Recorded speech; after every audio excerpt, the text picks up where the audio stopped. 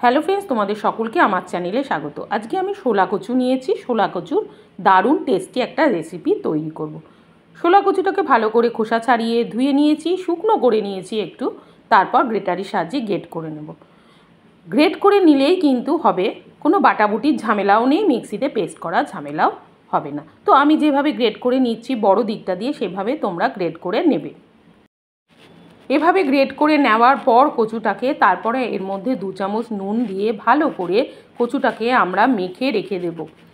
এইভাবে মেখে রেখে দিলে কচুটা খুব তাড়াতাড়ি কিন্তু সেদ্ধ হয়ে যায়। এইভাবে মাখার পর আমি কচুটাকে 5 মিনিট রেখে দেব।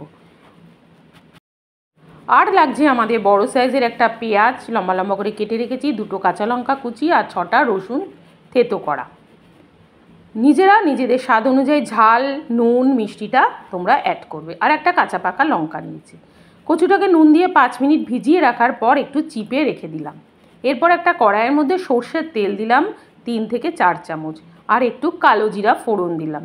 কালো জিরা দিলে ফোড়ন টেস্টটা কিন্তু কচুর খুব ভালো হয়। এবার যে রসুনটা থেতো করে রেখেছিলাম সেটা তেলের মধ্যে দিয়ে দিলাম, আর কাঁচা লঙ্কা কুচিগুলোও এর মধ্যে অ্যাড করে দিলাম। তোমরা যদি বেশি ঝাল খাও বেশি পরিমাণে কাঁচা লঙ্কার কুচি দিতে পারো, তাতে কিন্তু টেস্টটা খুব ভালো হয়। এরপরে পেঁয়াজ কুচিটাও এর মধ্যে অ্যাড করে দিয়ে ভালো করে একটু 2-1 মিনিট লো ফ্লেমে একটু ভেজে নেব। আর আমি একটা বড় সাইজের টমেটোকে কুচি করে রেখেছিলাম, সেটাও দিয়ে দিলাম। অল্প একটু নুন দিলাম টমেটো দেওয়ার পরে। খুব ভালো করে একটু ভেজে নেওয়ার পরে কচুটাকে চিপে চিপে আমরা ওই পেঁয়াজের মধ্যে তেলের মধ্যে ছেড়ে দেবো। চিপে চিপে এরকম করে নিলে, যে নুন দিয়ে মেখে রেখেছিলাম তাতে দেখো অনেকটা জল বেরিয়ে গেছে, জলটা আমরা ফেলে দেবো। এরপর ভালো করে পেঁয়াজ, টমেটো, রসুনের সাথে কচুটাকে একটু নাড়াচাড়া করে নেবো, আর কাঁচা পাকা লঙ্কাটা দিয়ে দেবো। তারপরে একটু দেবো 1 চামচ হলুদের গুঁড়ো আর 1 চামচ কাশ্মীরি লঙ্কার গুঁড়ো দিয়ে ভালো করে সব একসাথে লো টু মিডিয়াম ফ্লেমে ভালো করে মিশিয়ে নেব, যতক্ষণ না কচুটা ভালো করে একদম মজে যাচ্ছে। দেখো আস্তে আস্তে দেখবে কচুটা আস্তে আস্তে মজে যাবে। এরপরে আমরা যদি দেখো খুব শুকনো লাগছে, কচুটা সেদ্ধ হচ্ছে না, তখন 3-4 চামচ জল দিয়ে ঢাকা দিয়ে রেখে দেবে 5 মিনিট। 5 মিনিট ঢাকা দিয়ে রাখার পর ঢাকনাটা যখন তুললাম, ছোলা কচু তখন আমাদের রেডি হয়ে গেছে, ভাজাটা সেদ্ধও হয়ে গেছে। এরপরে অল্প একটু চিনি অ্যাড করব। চিনি দিলে টেস্টটা কিন্তু ভালো হয়।